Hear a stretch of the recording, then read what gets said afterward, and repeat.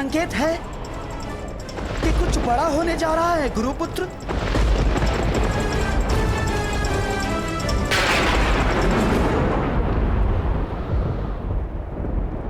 ये सब क्या हो रहा है आर्य? आपके गांडीव से ये स्वर कैसा? ये स्वर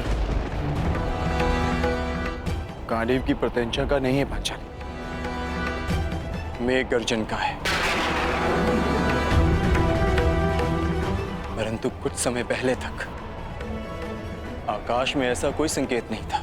मुझे भी समझ नहीं आ रहा है, जैसे आकाश में वज्र खड़क रहा हो और प्रतीत होता है कि इंद्रदेव की दृष्टि टेढ़ी हो गई है। नहीं विकोदर, ये संकेत है कि किसी की दृष्टि कई वर्षों के पश्चात किसी पर पड़ी है।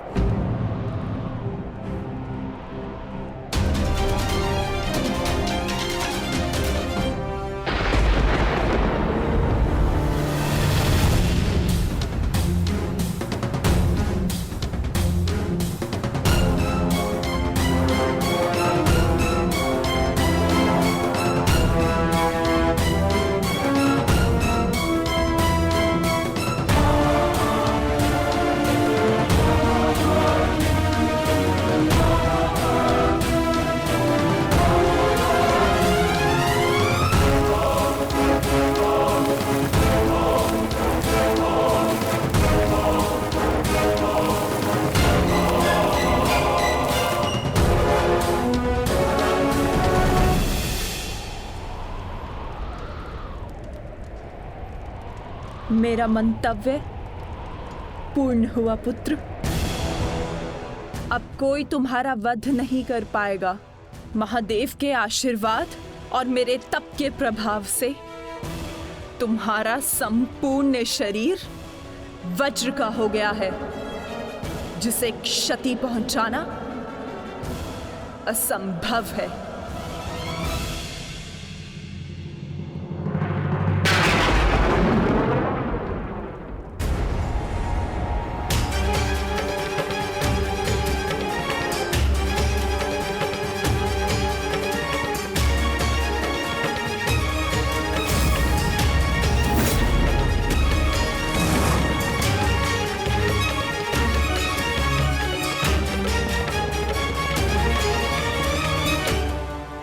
क्या किया दुर्योधन? मैंने तुम्हें निर्वस्त्र होकर मेरे समक्ष प्रस्तुत होने का आदेश दिया था, तो तुम क्यों ये अंतर्वस्त्र पहन कर आए? माताश्री, बहना, क्या हुआ? क्या हुआ? क्या हुआ बहना? महादेव के वरदान का उपयोग करने के लिए मैंने दुर्योधन को निर्वस्त्र मेरे समक्ष प्रस्तुत होने का आदेश दिया था, ताकि इसका सारा शरीर वज्र का बन जाए।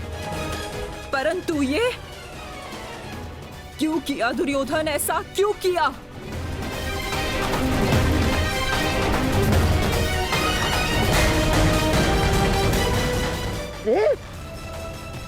तुम कभी कभी बुद्धि का भी प्रयोग कर लिया करो।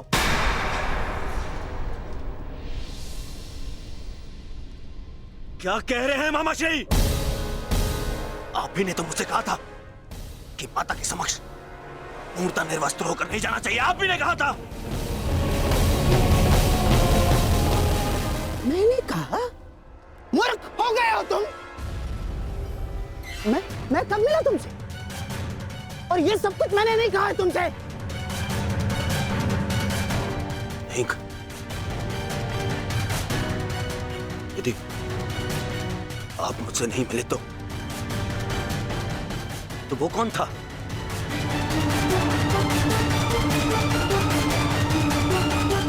आपके पश्चात मुझे वो छलिया वासुदेव मिला था। वो छलिया कृष्ण।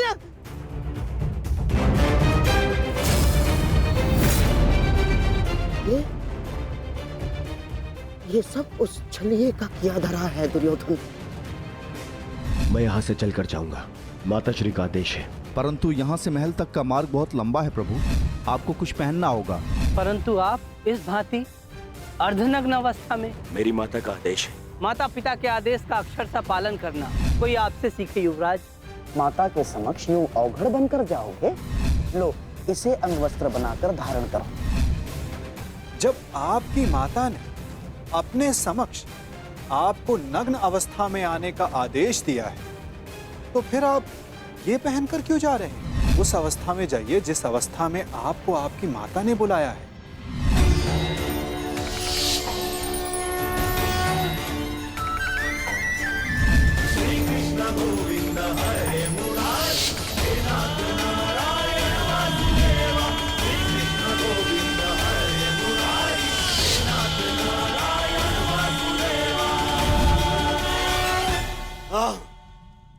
ये सब उसी के कारण हुआ है।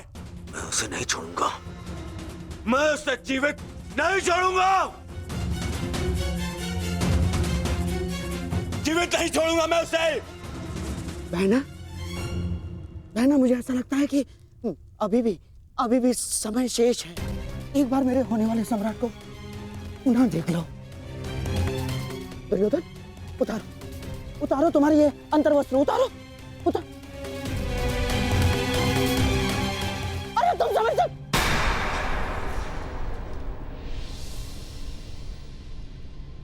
कुछ नहीं बचा अब, कुछ नहीं बचा। वर्षों से संचित किया तप मैंने समाप्त कर दिया है भ्राताश्री। इसके पश्चात कुछ नहीं हो सकता।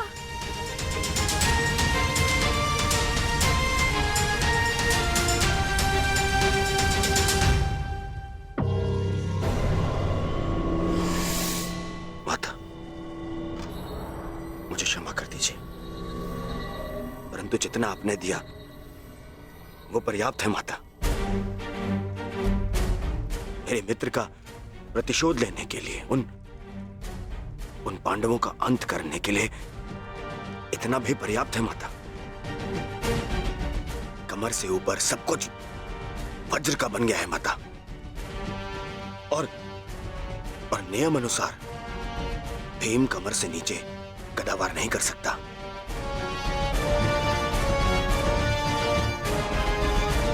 आप चिंता मत कीजिए माता।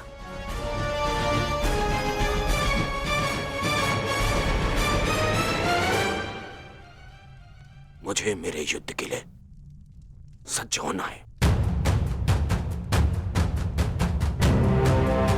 मुझे आज्ञा दीजिए माता। मैं वचन देता हूं कि मैं आपके इस आशीर्वाद को व्यर्थ नहीं जाने दूंगा।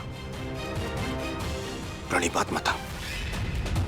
विजयी भव पुत्र, अवश्य ही तुम्हारी विजय हो।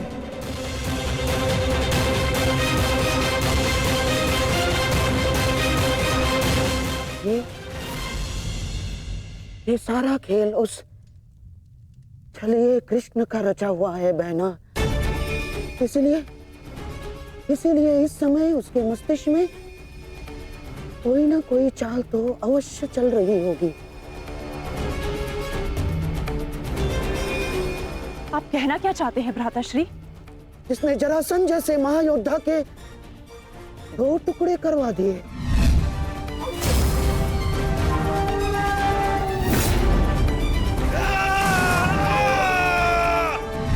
जिसने महामहिम भीष्म को उस शिखंडी का सहारा लेकर शरशैया पर लिटवा दिया,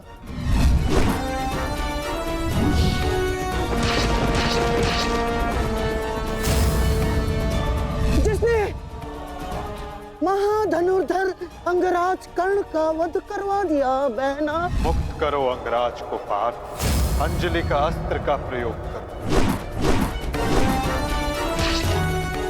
वही उद्धव, वही माधव, वही योगेश्वर, वही नटवर, वही छलिया। उसके मस्तिष्क में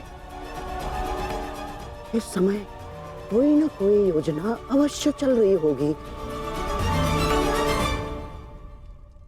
नहीं, इस बार मैं कृष्ण को कोई छल नहीं करने दूंगी। समय आ गया है। आज के महायुद्ध के लिए सज्ज हो जाओ।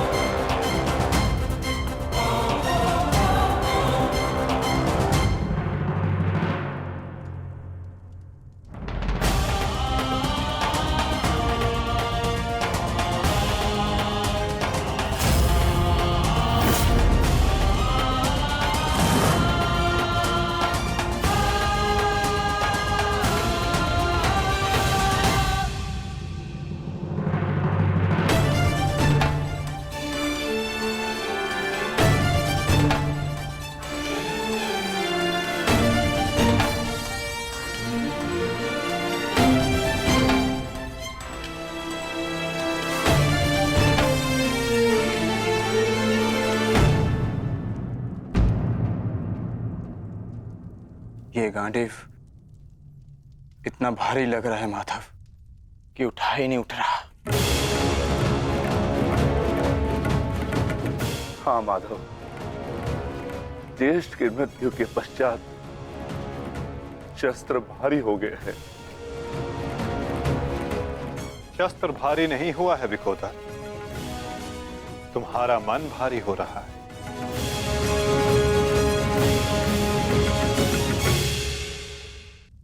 शस्त्र भारी नहीं हुआ है विकोदर, तुम्हारा मन भारी हो रहा है। मन को हल्का करो, भुजाओं में बल स्वतः आ जाएगा।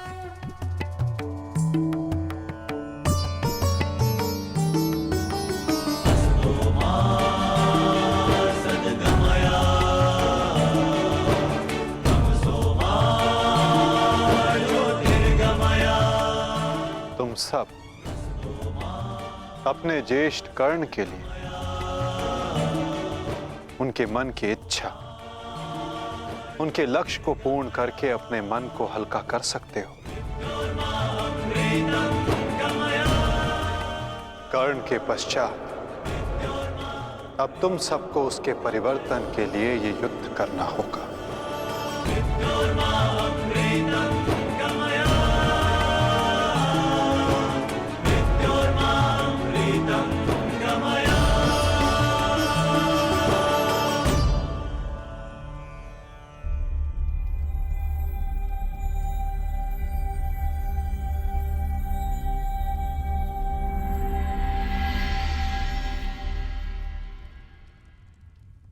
तुम्हारे ज्येष्ठ कर्ण का लक्ष्य उचित था, किंतु मार्ग अनुचित था, इसलिए वो पूर्ण ना हो सका। और तुम सबका मार्ग धर्मपथ है, सत्य है, परंतु तुम सबका लक्ष्य अनुचित था, प्रतिशोध। अब उचित मार्ग पे चलकर उचित लक्ष्य के लिए युद्ध करो, परिवर्तन के लिए युद्ध करो, और यही तुम्हारे ज्येष्ठ कर्ण के लिए सत्य में उचित श्रद्धांजलि होगी।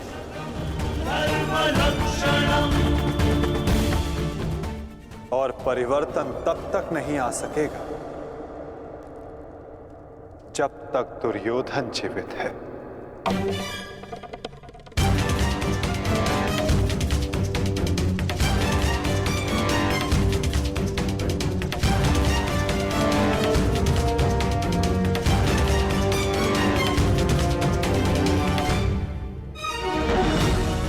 कर्ण के पश्चात अब भी युद्ध भूमि में कुछ अपने हैं जो तुम सब के विरुद्ध खड़े होंगे। कर्ण का शरीर भले ही नष्ट हो गया, परंतु कर्ण की आत्मा, कर्ण की सोच अभी भी जीवित है, और ये सोच बहुत कुछ जीवित कर देती है।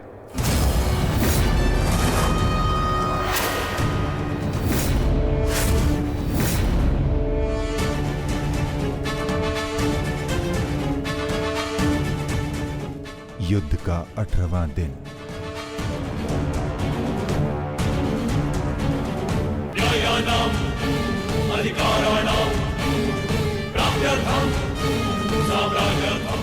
कर्ण उस दीपक की भांति है जो बुझने से पूर्व दूसरे दीपक को प्रकाश दे जाता है और फिर उस प्रकाश में लौट कर आता है।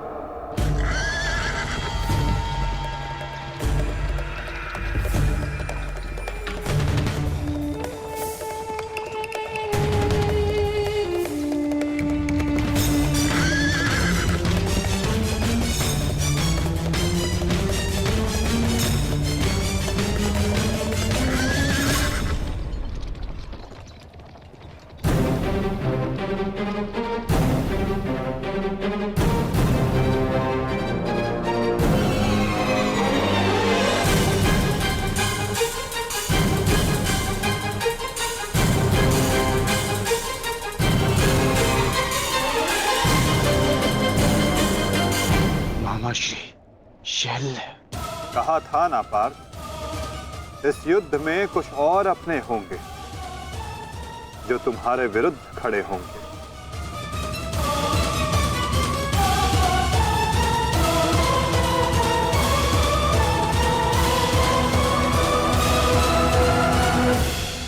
मैं जानता हूं मैं अंगराज नहीं बन सकता, परंतु मद्राज की साहस का दर्शन अवश्य होगा। मैं वचन देता हूं, जो मैं सारथी बन के नहीं कर पाया वो अब मैं अपने रथी के रथ पर आरूढ़ होकर अवश्य करूंगा। ये मेरा वचन है। मैं वचन देता हूं कि आज का दिन सदा स्मरण रखा जाएगा। न बंधु न सखा, न बहन न कोई भांजा, आज शल्य के लक्ष्य में कोई बाधा नहीं बनेगा। आज शल्य प्रायश्चित करेगा एक महान योद्धा के मृत्यु के सहायक होने के अपराध में। आज शल्य प्रायश्चित करेगा अपने अपराध का।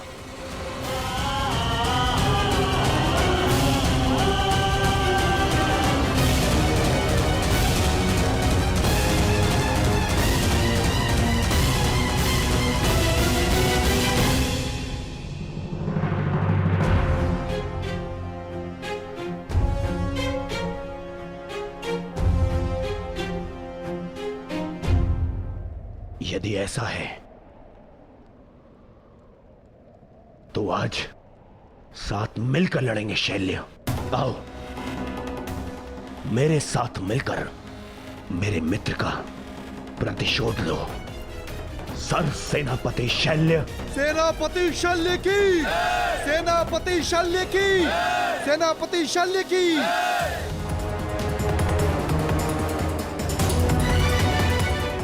आज तुम बाण होगे और मैं ढाल।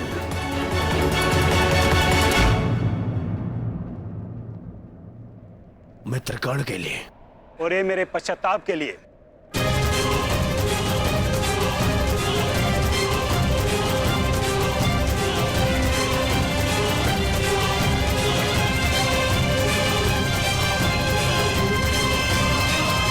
आक्रमण! आक्रमण!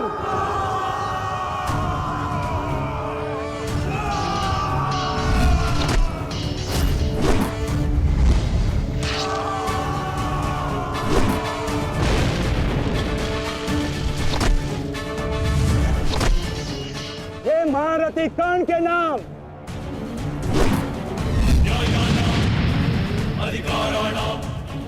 ये मित्र कर्ण के लिए।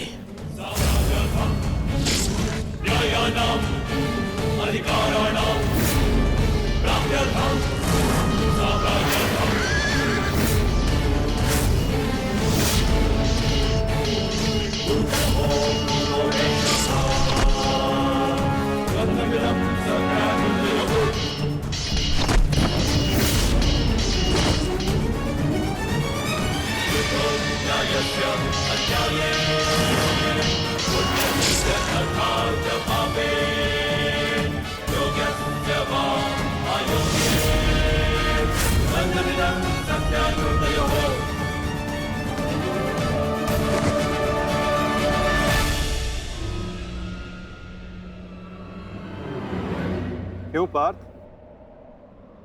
क्या कर पाओगे मद्रराज शैल्य के बल का सामना? रथ को मद्रराज और दुर्योधन की ओर ले चलिए माधव।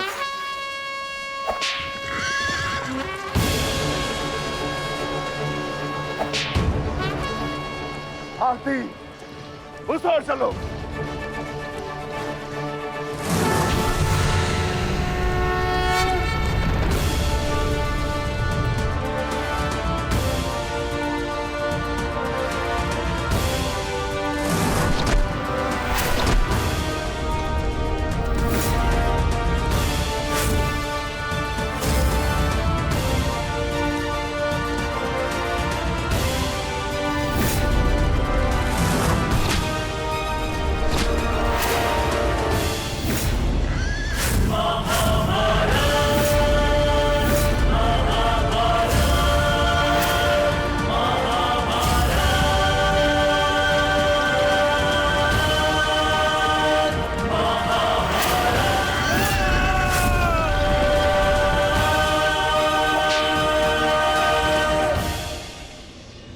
शत्रु पे प्रहार करने से पूर्व उसका बल और कौशल दोनों आंख लेना चाहिए। मूर्ख!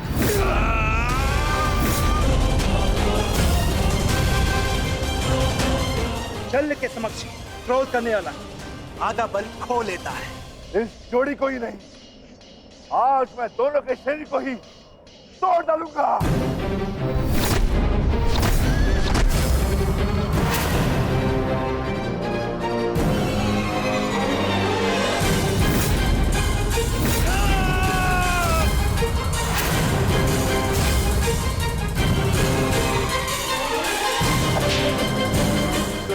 निर्बल को हराकर कोई महायोद्धा नहीं हो जाता है मामा श्री शल्य।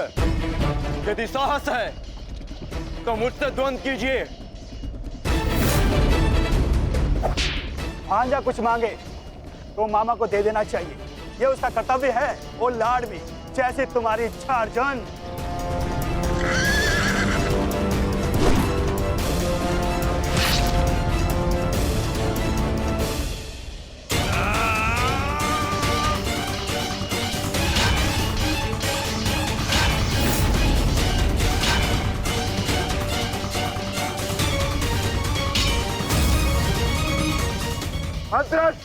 अपना लक्ष्य भूल गए विकोधर।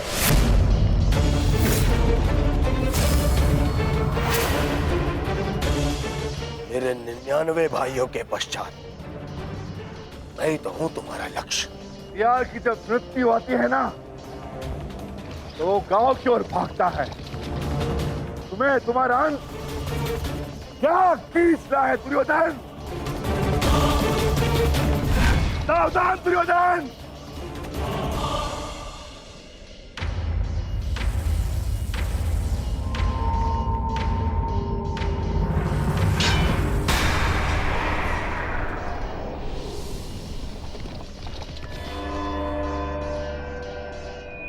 ठीक कहा तुमने, कर लो, अपनी प्रतिज्ञा पूर्ण कर लो। मेरे मस्तक को तोड़ दो, प्रहार करो मुझ पर विकोधर।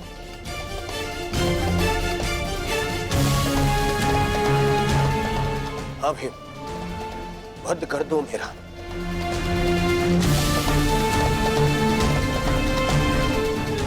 कर लो, अपनी प्रतिज्ञा पूर्ण कर लो। स्मरण करो, वो मैं ही था जिसने सम्राट से भिखारी बना दिया था तुम सबको। स्मरण करो, वो मैं ही था जिसने 12 वर्ष के वनवास में भेज दिया था तुम सबको। वो अज्ञातवास स्मरण करो, वो भी मैं ही था। स्मरण करो, द्रौपदी का वस्त्र हरण, वो भी मैं ही था। और अभिमन्यु का वध, वो भी स्मरण करो, वो भी मैं ही था। मार दो मुझे, अपना प्रतिकार लो, मुझे मार दो। ऐसे भी मेरे 99 भाई और मेरे मित्र के चले जाने के पश्चात अब जीने की इच्छा शेष नहीं है। मार दो, आओ भीम, वध करो मेरा, मार दो।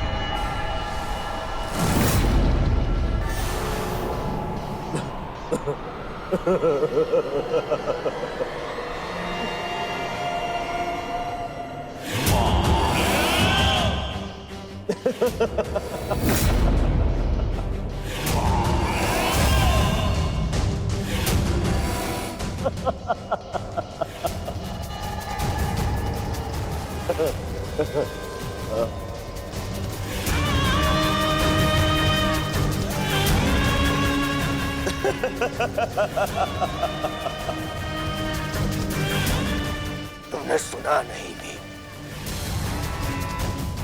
मैंने कहा 99 भाइयों और मेरे मित्र की मृत्यु के पश्चात जीने की इच्छा शेष नहीं है। यदि कुछ शेष है तो वो प्रतिकार की कामना, प्रतिशोध की इच्छा। आओ भीम, प्रहार करो मुझ पर। ऐसे ऐसे लोग हैं। अपने समस्त परिवार के ऊपर किए गए अपमान का प्रतिशोध ऐसे लोग हैं। ऐसे करोगे पूर्ण अपनी प्रतिज्ञा। प्यार करो, देखो ना ही मेरे पास कोई शस्त्र है और ना ही कोई दिव्यास्त्र। मेरे हाथ ही मेरे शस्त्र है और मेरा क्रोध ही मेरा दिव्यास्त्र। प्यार करो।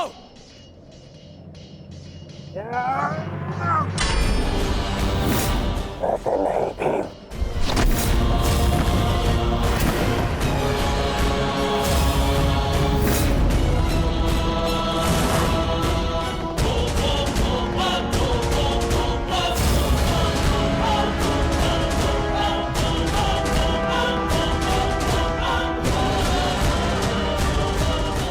वहां क्या देख रहे हो अर्जुन?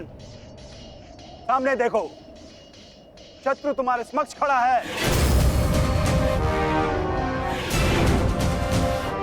इतना सरल नहीं होगा तुम्हारे लिए ये द्वंद अर्जुन, क्योंकि ना मेरे गुरु का मुझे श्राप मिला है और ना ही इंद्र ने मुझसे कोई कवच छीना है और ना ही मेरे रथ का चक्र धरती में धंसा है। मैं कर्ण नहीं हूं जिसे अनीति में फंसा के मार डालोगे। मैं मद्रास चल हूं। अब दिखाओ अपना पराक्रम। कितने बड़े योद्धा हो तुम, कितने बड़े शूरवीर हो, कितने बड़े धनुधारी हो, दिखाओ।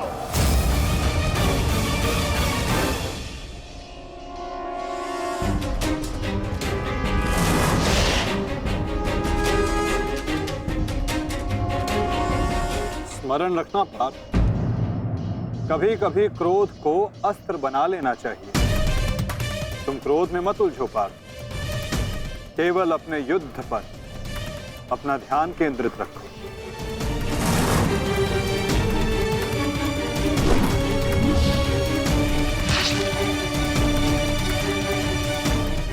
क्रोध हर समस्या का समाधान नहीं होता पार्थ।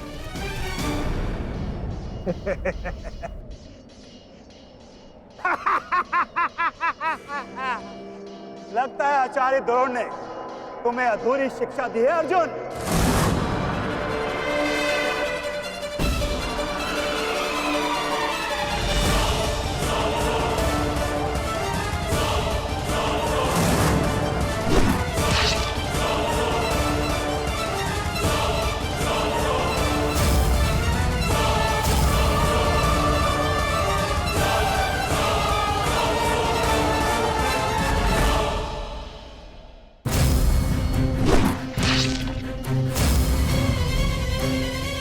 संयम पार्थ, संयम।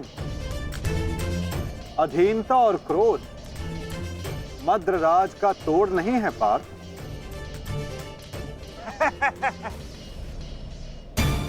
मद्रराज, इस अर्जुन को धनुर्विद्या सीखने का बहुत शौक है। आप इसे धनुर्विद्या सिखाएं।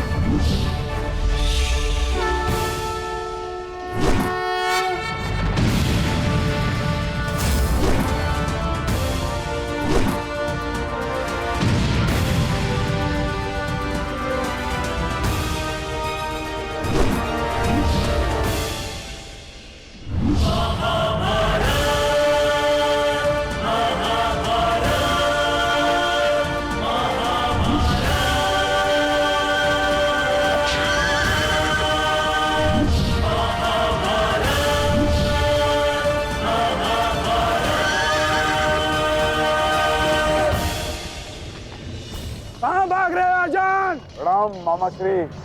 क्या सारा लाज अर्जुन पर उड़ेल दोगे? नहीं भांजे भीम, तुम्हारे लिए भी बहुत शेष है। बहुत दिन हुए मल युद्ध किए। आओ।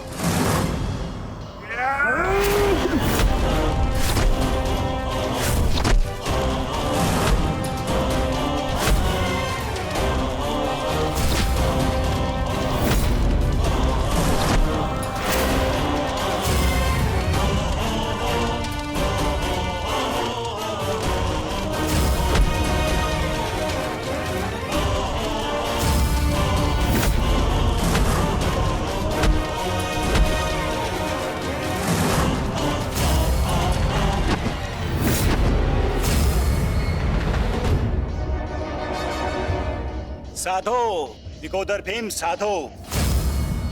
अद्भुत बल है तुम्हारे भीतर, किंतु तुम्हें लगता नहीं कि तुमने देर कर दी। यदि ये बल उस भरी सभा में दिखाया होता तो भरी सभा में द्रौपदी का पान होने से तुमने बचा लिया होता भीम। अरे जब फसल ही जल गई तो वर्षा का क्या लाभ? अरे संसार के इतिहास में तुम्हारा नाम एक कायर के रूप में लिखा जा चुका है भीम, जो अपनी पत्नी का वस्त्र हरण होते हुए देखता रहा। वस्त्र हरण। नहीं, ऐसा तो नहीं, तुम स्वयं उस पल का आनंद ले रहे थे।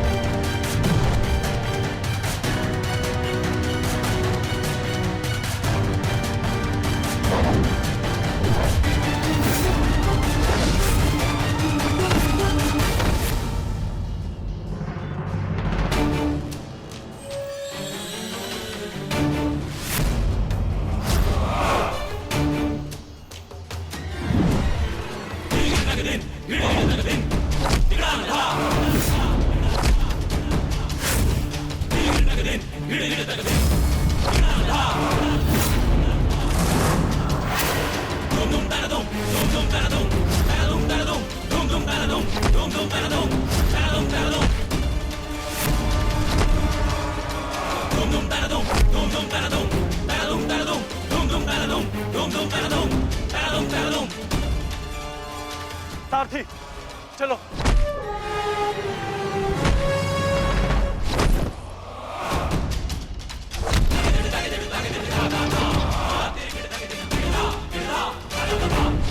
विश्वास नहीं होता मामा श्री कि आप हमारे शत्रु के साथ मिलकर हमें ही परास्त करने पे तुले हैं। आपसे सहायता मांगना हमारी सबसे बड़ी भूल थी, किंतु आपको परास्त कर हम अपनी भूल का पश्चाताप करेंगे। आइए मामा श्री, हमसे द्वंद्व कीजिए। इसे कल मेरे महारथी ने छोड़ दिया था, मैं उन्हें मारना नहीं चाहता। जाओ, लौट जाओ। कर्ण ने तुम्हें क्षमा किया था, इसलिए मैं भी तुम्हें एक और अवसर देता हूं। जाओ, लौट जाओ। अपनी ही बहन के अंश को नहीं मारना चाहता, इसलिए लौट जाओ। कहीं ऐसा तो नहीं कि आपको हमसे भय लग रहा हो मामा श्री? है शल्य को भय।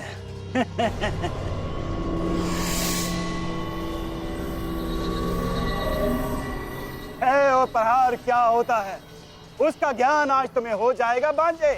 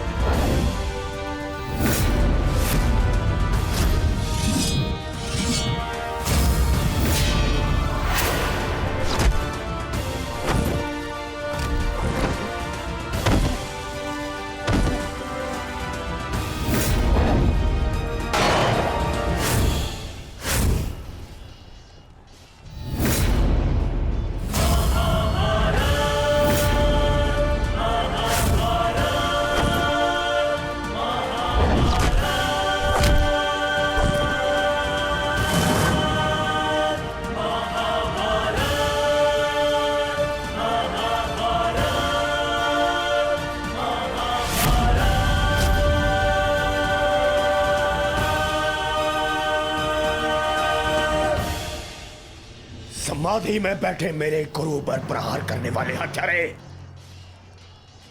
मैं तुम्हें इस गुरु पुत्र का बाल भी बाका नहीं होने दूंगा।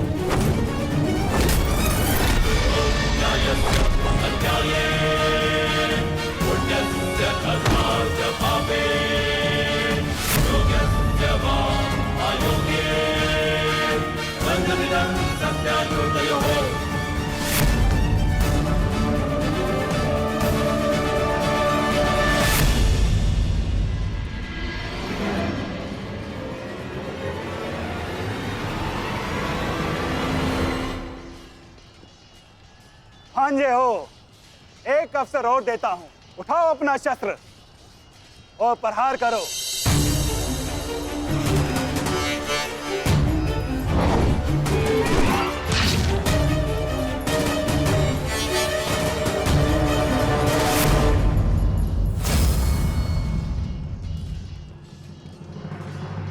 क्या हुआ?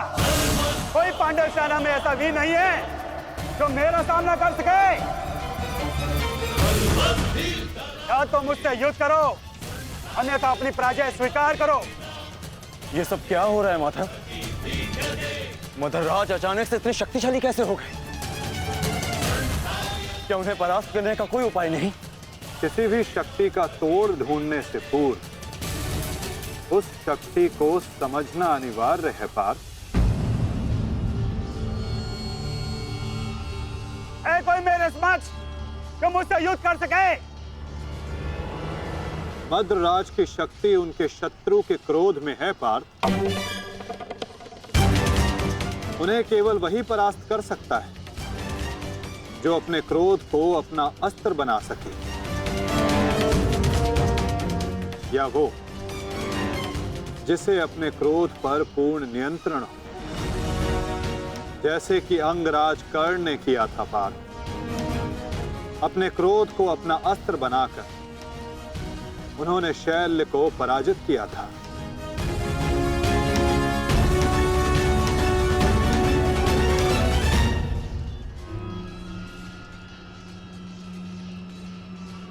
युधिष्ठिर, कदाचित तुम्हें ही अपने मामा को वैकुंठ लोक भेजना होगा।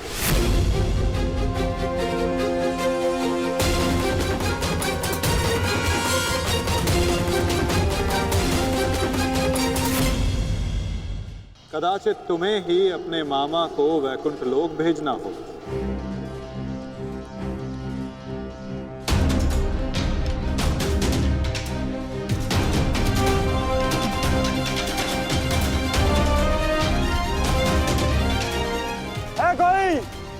है कोई मेरे समक्ष? मैं आपकी चुनौती स्वीकारता हूं मामा श्री।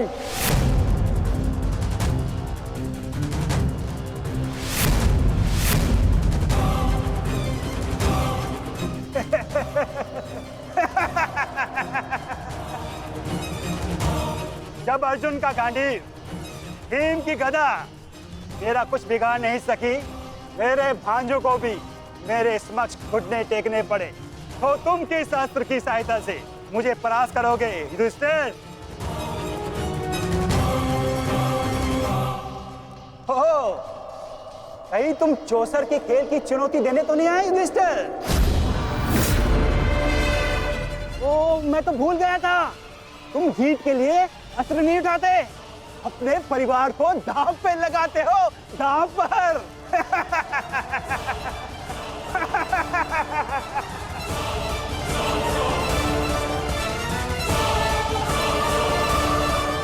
परंतु दांव पर किसे लगाओगे?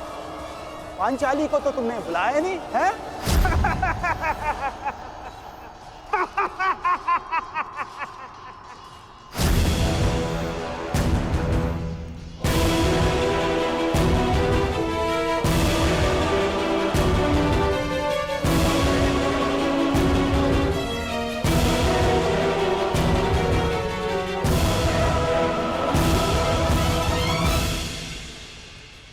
तो बताओ युधिष्ठिर, मेरे साथ चौसर खेलोगे या है तुम्हारे पास कोई अस्त्र मेरा सामना करने के लिए?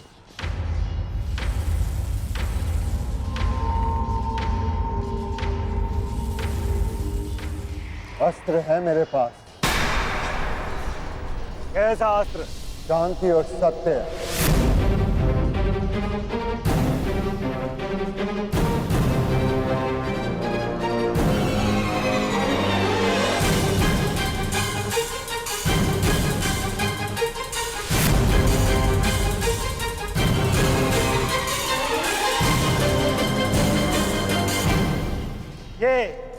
ये समस्त विनाश तुम्हारे कारण हुआ है। ये महाभारत तुम्हारी एक भूल के कारण हुआ है।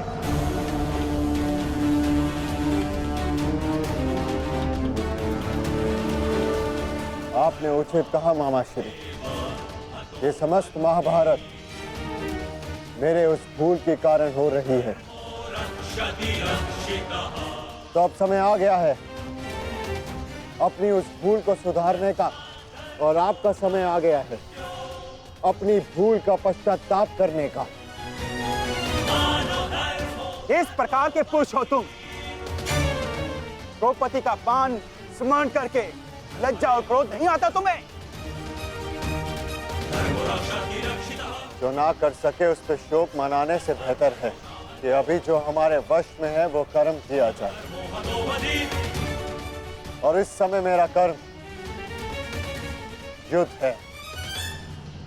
सावधान मामा श्री। तो आओ युद्ध करो।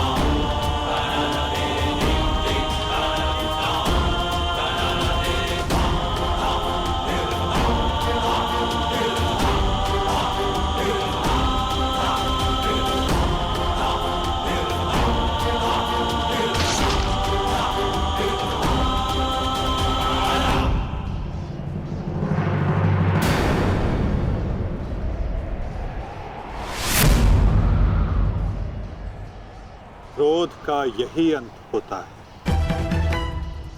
मनुष्य का क्रोध मनुष्य को ही भस्म कर देता है। स्मरण है पाप, ये वही मामा थे जिन्हें विवश होकर कौरवों का साथ देना पड़ा।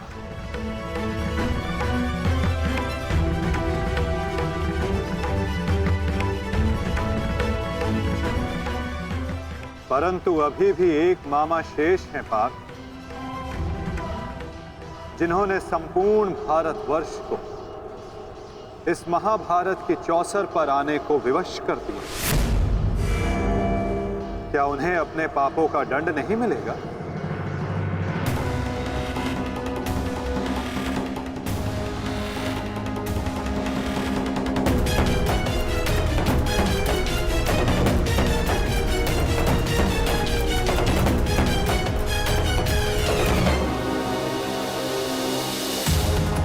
अवश्य माता,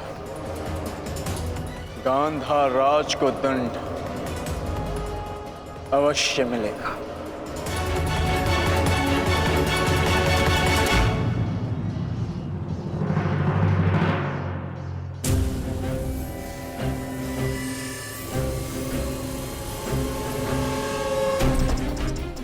हमारे ही पक्ष में रहकर सदैव हमारे अहित में ही सोचा था इस मद्रराज ने। इसके कर्मों का आज इसे उचित दंड मिला। अभागा मामा अपने ही भांजे के हाथों अपने प्राण खो बैठा। सत्य ही तो कहा है किसी ने, जीवन एक चौसर का खेल ही तो है, एक ही भूल और हमारे ही पासे हमें हार दिलवा देते हैं। ठीक कहा गांधार राज, आपने अपने और अपने संबंधियों के जीवन को एक चौसर का खेल ही तो बनाकर रख दिया है। आपकी कुटिल नीति के कारण आज एक भाई दूसरे भाई के लहू का प्यासा हो गया है। आज संपूर्ण भारतवर्ष इस महाभारत के रण क्षेत्र में आ सिमटा है। इसका दंड तो आपको अवश्य मिलेगा गांधार राज। समय आ गया है कि आप विश्वासों के पास से आप ही के जीवन का दांव उलट दें।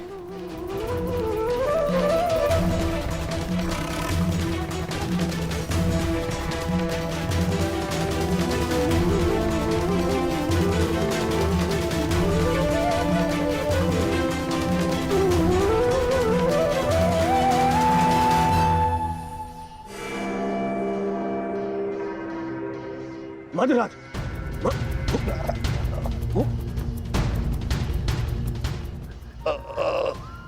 मधुराज, जाओ सहायता लेकर आओ, जाओ। मुझे क्षमा कीजिए युवराज, इससे अधिक आपकी सेवा नहीं कर सकता। मेरा अंतिम समय आ गया है। नहीं मधुराज, नहीं। आपका साहस और आपकी शक्तियां बहुत प्रशंसनीय है। मेरी सहायता करके आपने अपना वचन पूर्ण किया। मैं दुर्योधन ये घोषणा करता हूं कि आपने अपना कर्तव्य पूरा किया मधुराज, पूर्ण किया मधुराज। और आपको कुछ नहीं होगा। अरे सेवकों, सहायता लाओ। मुझे मृत्यु का भय नहीं है युवराज, बल्कि संतोष है। परलोक जाकर उस महारथी महावीर को अपना मुख दिखा सकूं, जिसका सारथी बनकर भी मैं अपने कर्तव्य का पालन नहीं कर सका। उसके सम्मुख जाकर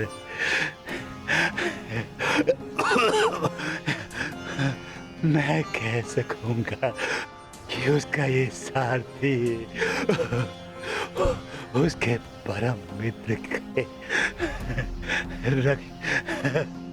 प्राणों की रक्षा करते करते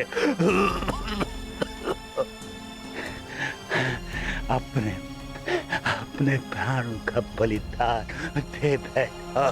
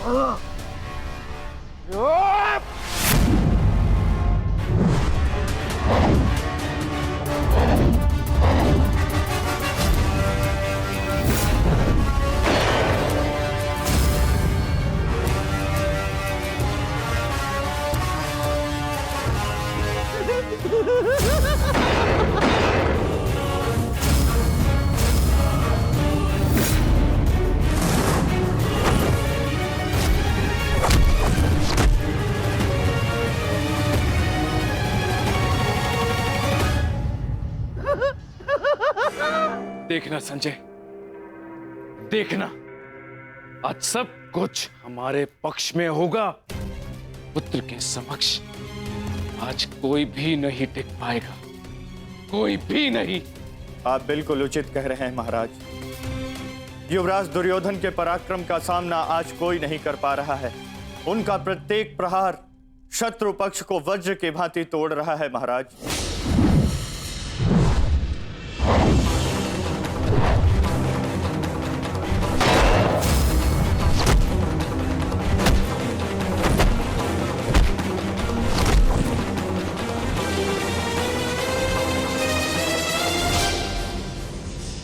साधु मेरे होने वाले सम्राट, साधु।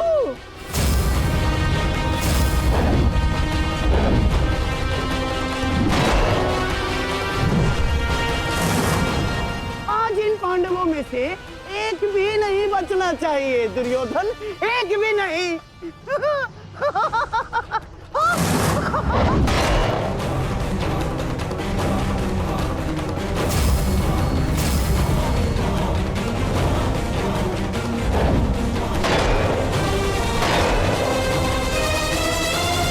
युवराज दुर्योधन के पराक्रम का सामना धर्मराज युधिष्ठिर भी नहीं कर पा रहे महाराज। ऐसा प्रतीत हो रहा है युवराज दुर्योधन धर्मराज युधिष्ठिर को आज इस संसार से विदा कर ही देंगे।